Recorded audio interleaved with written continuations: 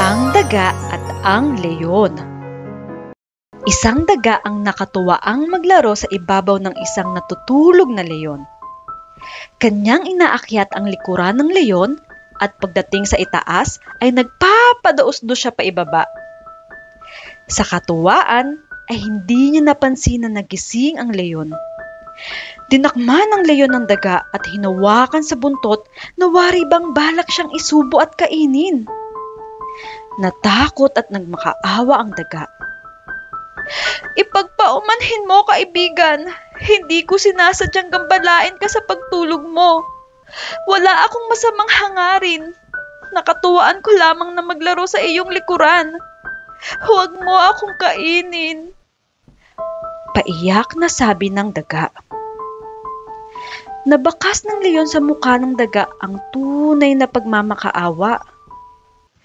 "Sige, pakakawalan kita. Pero sa susunod ay huwag mong gagambalain ang pagtulog ko," sabi ng leyon. "Salamat, kaibigan. Bahalang araw ay makakaganti rin ako sa kabutihan mo," sagot ng daga.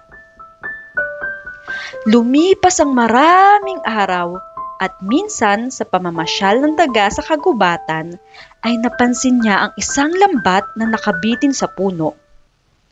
Lumapit siya upang mag-usisa at agad niyang nakilala ang leyon na nahuli sa loob ng lambat na ginawang bitag ng nangangaso sa kagubatan.